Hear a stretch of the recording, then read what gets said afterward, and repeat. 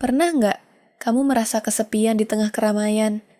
Atau bingung gimana caranya mendekatkan diri dengan orang-orang baru di sekitarmu? Tenang, kamu tidak sendiri. Membangun relasi yang kuat memang tantangan tersendiri, apalagi kalau kita pemalu atau pernah dikecewakan. Tapi tahukah kamu, hubungan yang erat dengan orang lain itu berharga banget. Sebuah studi Harvard selama 85 tahun menemukan bahwa resep hidup bahagia bukan kekayaan atau jabatan tinggi, melainkan hubungan sosial yang positif. Orang yang punya relasi kuat terbukti lebih bahagia, lebih sehat, bahkan berumur lebih panjang. Menarik kan? Jadi jelas, topik cara membangun relasi yang kuat ini penting buat kita semua. Di video ini, kita akan ngobrol bareng soal kenapa sih relasi itu penting, mindset apa yang perlu kita punya sebelum menjalin hubungan, gimana cara memulai obrolan tanpa canggung, sampai tips menjaga hubungan tetap erat. Nggak ketinggalan, kita juga bakal bahas cara membangun relasi profesional dan kesalahan-kesalahan umum yang harus dihindari. Semua bakal dibawakan dengan gaya santai seolah kita lagi ngobrol langsung. So, siapkan diri kamu, mungkin sambil bayangin ngopi bareng teman. Dan mari kita mulai perjalanan ini menuju hubungan-hubungan yang lebih bermakna. Manusia adalah makhluk sosial. Secuek apapun kita merasa, dalam hati pasti butuh koneksi dengan orang lain. Relasi yang kuat memberikan dukungan emosional saat kita menghadapi suka duka kehidupan. Misalnya, ketika kamu gagal dalam sesuatu, teman dekat yang peduli bisa menyemangati dan membantu kamu bangkit lagi. Dukungan seperti itu bikin kita lebih tangguh menghadapi stres. Relasi juga jadi tempat kita berbagi kebahagiaan. Hal-hal kecil seperti berbagi tawa bareng sahabat atau curhat panjang lebar ke orang yang kita percaya bisa meningkatkan kebahagiaan dan mengurangi rasa kesepian. Selain itu, hubungan yang baik mendorong perkembangan pribadi kita. Dengan berinteraksi, kita belajar memahami sudut pandang orang lain, melatih empati, dan mengenal diri sendiri lewat feedback dari mereka. Bahkan kesehatan mental dan fisik kita pun dipengaruhi oleh kualitas relasi loh. Penelitian menunjukkan orang dengan jaringan sosial yang kuat cenderung lebih rendah tingkat stresnya, jarang depresi, sistem imun lebih kuat, dan umurnya lebih panjang dibanding mereka yang kesepian. Luar biasa kan? Relasi yang positif juga membuka peluang dan kesuksesan. Dalam dunia kerja, kenalan yang luas bisa memberi informasi lowongan, rekomendasi, bahkan mempertemukanmu dengan mentor. Banyak rezeki dan kesempatan datang dari network pertemanan yang kamu jalin. Terakhir, relasi memberi kita rasa memiliki dan identitas. Merasa diterima dan terhubung dengan orang lain meningkatkan harga diri dan makna hidup. Intinya, hubungan yang kuat itu pondasi penting buat kesejahteraan hidup kita, dari segi emosi, kesehatan, sampai karir. Makanya, ayo mulai investasi waktu dan tenaga untuk membangun relasi yang sehat. Hasilnya worth it banget. Sebelum terjun membangun hubungan, kita perlu menyiapkan mindset yang tepat. Pertama, bangun niat yang tulus. Jangan dekati orang hanya karena ingin memanfaatkannya. Relasi yang awet terbangun atas dasar ketulusan, bukan transaksi. Jadi, ubah pola pikir dari apa untungnya buat gue menjadi apa yang bisa gue berikan atau pelajari dari orang ini. Networking yang efektif terjadi saat kedua pihak saling memberi nilai tambah dalam hubungan. Fokuslah untuk jadi pribadi yang suportif dan bermanfaat bagi orang di sekitarmu. Misalnya, kalau teman butuh bantuan, bantu semampumu tanpa mengharap imbalan. Nanti orang pun akan dengan senang hati mendukungmu balik. Percayalah, kebaikan yang tulus itu menular. Kedua, jadilah diri sendiri. Nggak perlu berpura-pura jadi orang lain hanya demi diterima. Keaslian atau authenticity adalah kunci membangun kepercayaan. Orang lebih nyaman berteman dengan mereka yang apa adanya. Tunjukkan ketertarikanmu, hobimu, bahkan kekuranganmu secara jujur. Dengan begitu relasi yang terbangun pun akan lebih dalam dan berarti. Ketiga, siapkan mental untuk keluar dari zona nyaman.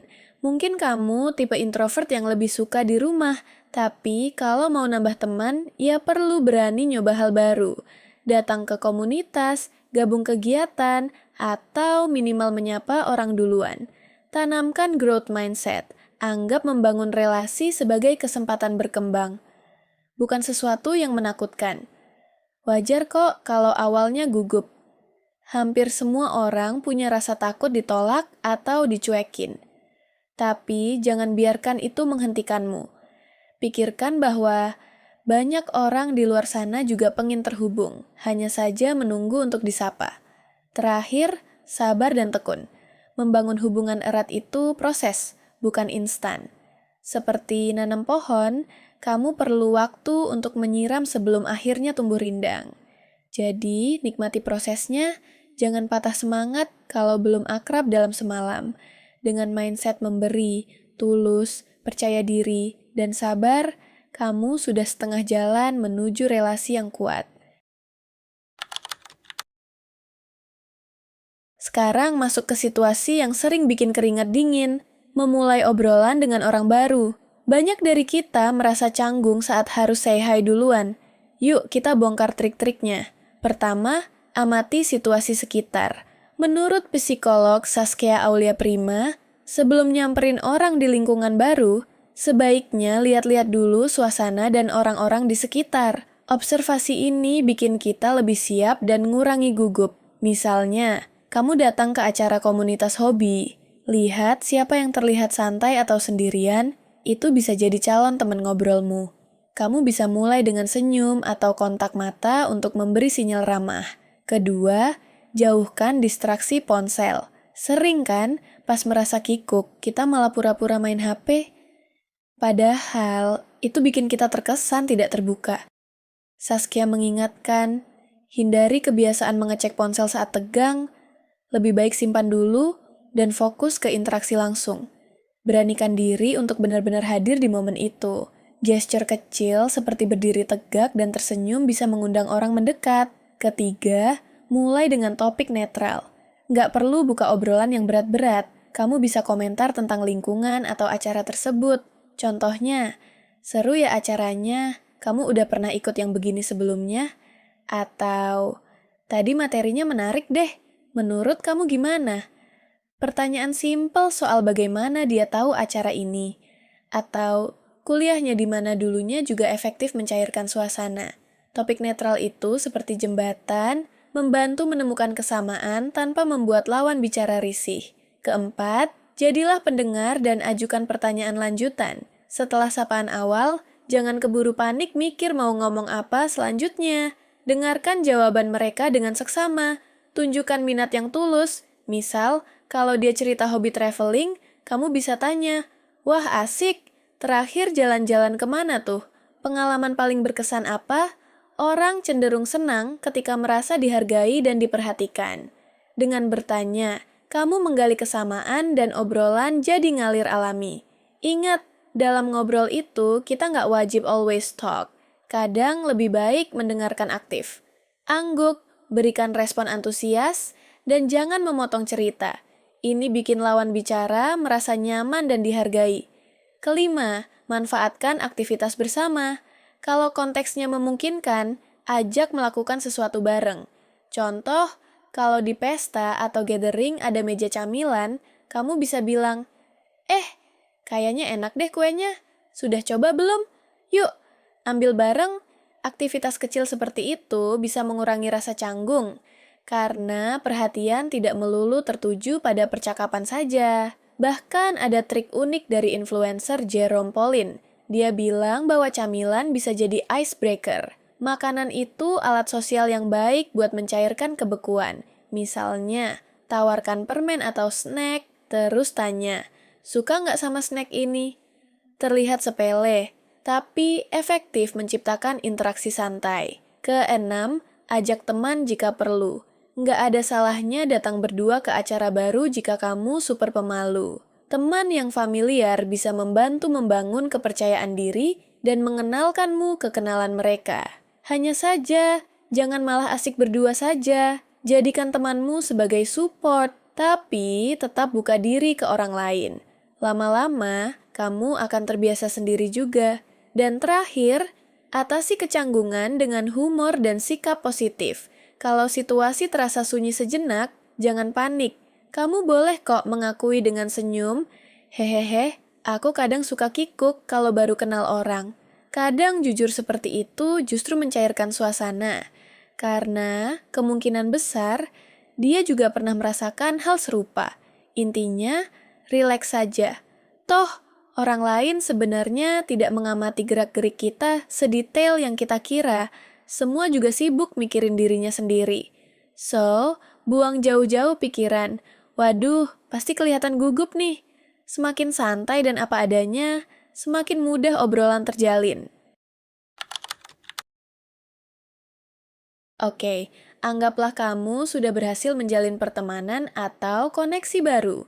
Tantangan berikutnya, menjaga hubungan itu tetap erat dan langgeng. Ibaratnya, kalau relasi itu tanaman, setelah tumbuh tunas, kita perlu terus menyiraminya. Pertama, jaga komunikasi tetap aktif. Dalam persahabatan atau hubungan apapun, komunikasi adalah kuncinya. Luangkan waktu untuk menyapa atau mengobrol secara rutin. Nggak harus tiap hari juga, yang penting konsisten. Misalnya, kirim pesan menanyakan kabar seminggu sekali, atau ajak ketemuan ngopi sebulan sekali. Jangan nunggu kamu butuh saja baru menghubungi. Justru hubungi saat tidak butuh apa-apa, sekadar menanyakan kabar atau berbagi cerita lucu hari ini. Hal sederhana seperti mengirim meme yang mengingatkanmu pada dia pun sudah membuat orang merasa diperhatikan. Investasikan waktu dan energi secara konsisten untuk interaksi, karena hubungan erat memang butuh itu. Kalau dua belah pihak sama-sama aktif menjaga kontak, hubungan akan tetap hangat. Kedua, berikan dukungan dan apresiasi. Jadilah teman yang ada di saat suka dan duka. Waktu temanmu lagi kena musibah atau stres, tunjukkan empati, dengarkan curhatnya, beri pelukan atau kata semangat, dan tawarkan bantuan kalau memungkinkan. Ketika dia mencapai prestasi atau kabar gembira sekecil apapun, ikutlah merayakan. Ucapkan selamat, banggakan dia di depan orang lain, atau berikan apresiasi tulus. Orang akan merasa dihargai dan disupport, yang bikin hubungan makin kuat. Saling mendukung itu seperti lem perekat dalam persahabatan. Selain itu, jadilah orang yang dapat diandalkan. Jagalah kepercayaan yang sudah diberikan. Kalau teman berbagi rahasia, simpan baik-baik. Jika berjanji akan melakukan sesuatu, tepati tepat waktu. Kepercayaan adalah fondasi relasi yang kuat. Sekali saja kita ingkar janji besar atau ketahuan menyakiti dari belakang, retaknya bisa permanen. Ketiga, hormati batasan dan perbedaan. Meskipun sudah dekat, setiap orang tetap butuh ruang pribadi. Jangan menuntut perhatian 24/7 atau cemburu kalau dia punya kesibukan lain. Hargai juga perbedaan pendapat atau kebiasaan. Nggak usah memaksakan, harus selalu sejalan dalam semua hal. Justru, perbedaan bisa saling melengkapi kalau kita saling menghormati. Hindari sikap menghakimi pilihan hidup atau pandangan temanmu. Dengan rasa saling menghargai, hubungan jadi nyaman tanpa drama tak perlu. Keempat, hadapi konflik dengan bijak. Dalam hubungan panjang, kadang ada gesekan atau salah paham, itu normal. Yang penting, bagaimana cara menyelesaikannya. Jangan lari atau memendam, kesal diam-diam. Ngeghosting teman bukan solusi. Ajak bicara baik-baik. Utarakan unek-unek dengan jujur tapi sopan. Fokus diskusi pada masalahnya, bukan menyerang pribadinya. Misal, daripada bilang, "Kamu tuh egois, nggak pernah mikirin aku." Coba, "Aku merasa sedih kemarin pas kamu batalin janji mendadak. Soalnya, aku udah berharap banget ketemu. Lain kali kasih tahu lebih awal ya." Dengan komunikasi terbuka, biasanya konflik bisa diurai dan malah bikin saling mengerti lebih dalam. Jangan lupa saling minta maaf kalau memang khilaf dan belajar dari situ supaya hubungan makin solid. Intinya, menjaga hubungan erat butuh perhatian terus-menerus. Seiring waktu, hidup kita dan teman mungkin berubah, pindah kota, sibuk kerja, menikah, delawele, tapi kalau kalian berdua berusaha, persahabatan bisa menyesuaikan diri. Buat tradisi kecil kalau perlu, seperti video call tiap malam minggu atau liburan bareng setahun sekali. Hal-hal itu menjadi penopang agar koneksi kalian tetap kuat walau waktu berjalan. Ingat, hubungan yang kuat adalah investasi jangka panjang yang sangat berharga. Jadi, rawatlah dengan sepenuh hati.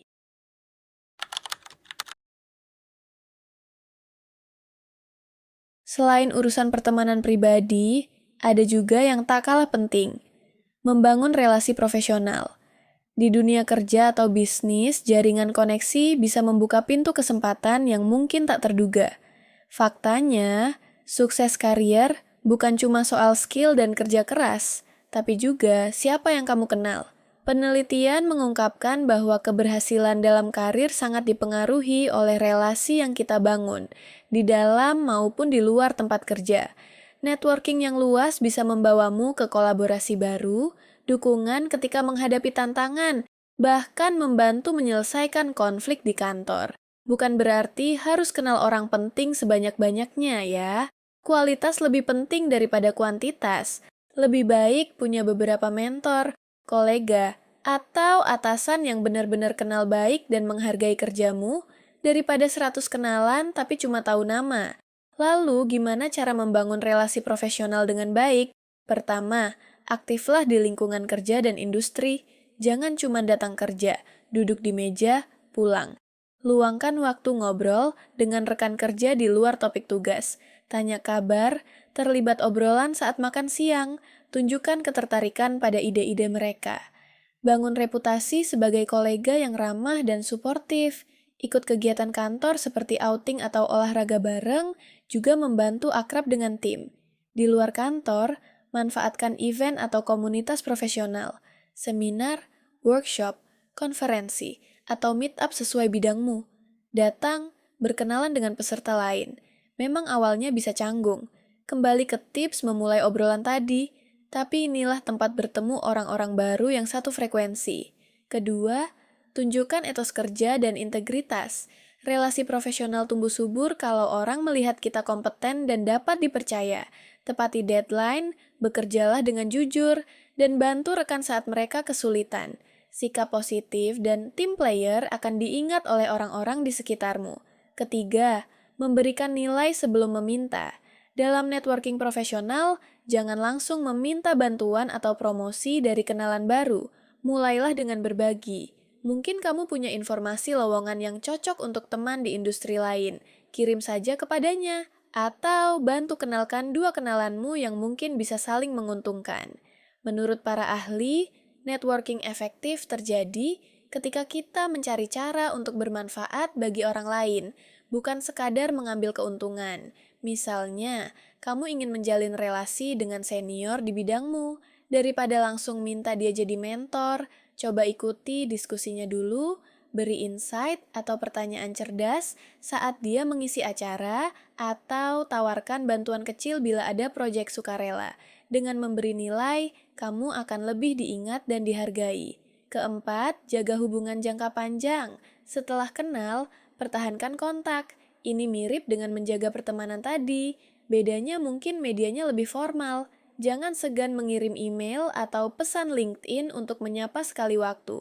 Ucapkan selamat saat mereka dapat pencapaian, misal promosi atau penghargaan.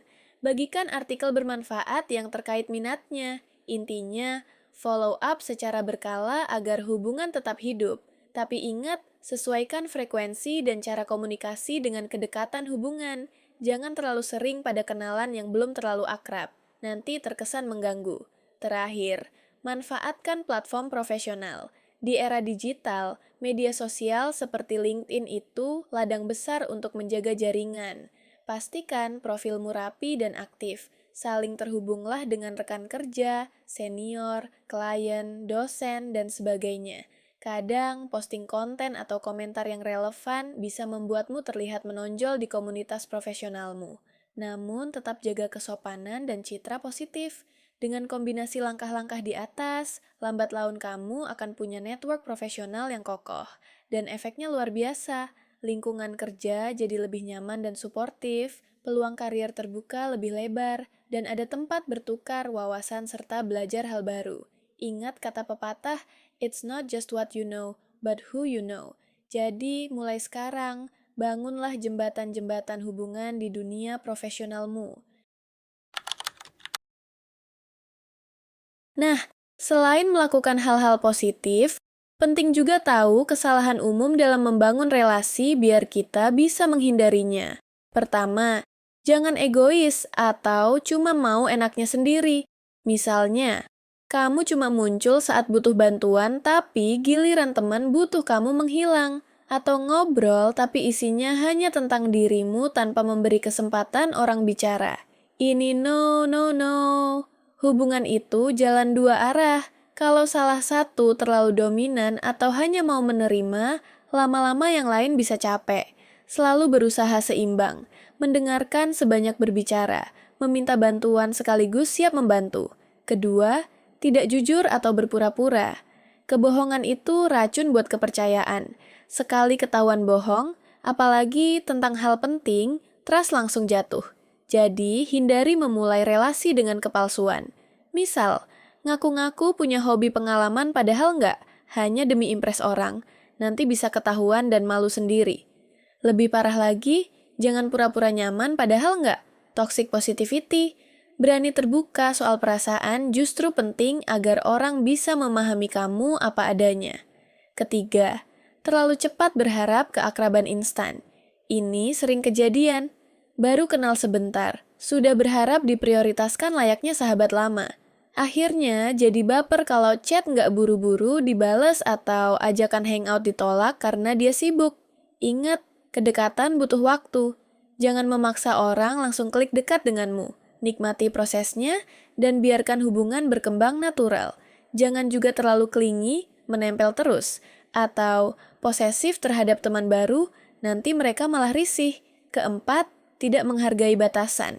Contoh, kamu terus bertanya hal personal, padahal jelas orang itu belum nyaman berbagi. Atau muncul di rumahnya tanpa izin, bercanda kelewat batas, desa bipa. Selalu peka membaca situasi dan sinyal lawan bicara. Respect privacy dan personal space itu wajib dalam setiap tahap relasi. Kelima, fokus pada imbalan. Ini sering terjadi dalam networking profesional. Memberikan bantuan, tapi dalam hati mengharap nanti dia harus balas bantu gue. Padahal, hubungan sehat itu dibangun atas keikhlasan, bukan perhitungan atau manipulasi. Kalau kamu berbuat baik, ya lakukan saja dengan tulus. Jangan jadikan kebaikan sebagai umpan untuk keuntungan pribadi karena orang bisa merasakan ketidaktulusan itu. Keenam, kurang mendengarkan. Banyak hubungan renggang gara-gara satu pihak merasa tidak didengarkan atau dipahami. Entah itu pasangan yang curhat tapi yang satu sibuk main HP, atau teman cerita masalah tapi kamu malah menyela dengan ceritamu sendiri. Belajarlah active listening, jangan meremehkan perasaan orang. Terakhir, meremehkan diri sendiri. Loh, kok ini masuk kesalahan? Begini, kalau kita terlalu minder dan selalu merasa, dia mana mau temenan sama aku kan nggak asik. Akhirnya kita malah menarik diri dan nggak memberi kesempatan relasi berkembang. Rasa tidak percaya diri bisa jadi tembok penghalang. Padahal, orang mungkin tertarik berteman. Tapi, karena sikap kita yang menutup diri, hubungan jadi mandek. Jadi, jangan sabotase dirimu sendiri dengan pikiran negatif. Percaya bahwa kamu worthy untuk dicintai dan dihargai. Lalu perlakukan orang lain dengan keyakinan itu. Dengan menghindari kesalahan-kesalahan di atas, peluangmu sukses membangun hubungan yang langgeng tentu lebih besar. Intinya sederhana, jadilah teman yang kamu sendiri pengen punya. Kalau kamu nggak suka di ghosting, ya jangan nge-ghosting. Kalau mau dihargai, ya hargai duluan. Sikap saling itulah yang bikin hubungan tumbuh kuat. Sampai di sini, kita sudah bahas panjang lebar tentang cara membangun relasi yang kuat. Mulai dari kenapa penting, persiapan mindset, cara nyapa duluan tanpa grogi, menjaga supaya tetap lengket, sampai trik khusus di dunia profesional. Kuncinya, semua hubungan berharga memerlukan keberanian untuk memulai, ketulusan dalam proses, dan konsistensi dalam merawat. Membangun relasi itu perjalanan seumur hidup, Dan tiap pertemuan bisa jadi awal cerita berharga. Bayangkan, mungkin teman ngopi yang kamu kenal hari ini bisa jadi sahabat karib 10 tahun ke depan, atau rekan kerja yang tadinya hanya say hi bisa jadi partner bisnismu nanti. We never know, tapi dengan keterampilan berelasi yang kamu pelajari, kamu bisa ciptakan peluang itu. Sekarang, call to action buat kamu. Coba praktekkan satu tips aja dulu minggu ini. Mungkin menyapa rekan kerja yang biasanya nggak pernah diajak ngobrol, atau menghubungi teman lama yang sudah lama tak berkabar. Lihat reaksi dan perbedaannya. Kami yakin, langkah-langkah kecil ini lama-lama akan menguatkan network relasi kamu. Jika kamu mendapatkan insight dari video ini, jangan ragu untuk bagikan cerita atau pertanyaanmu di kolom komentar. Siapa tahu bisa saling belajar dengan yang lain. Jangan lupa untuk like video ini dan subscribe supaya kamu nggak ketinggalan konten bermanfaat berikutnya. Terima kasih sudah menonton sampai akhir.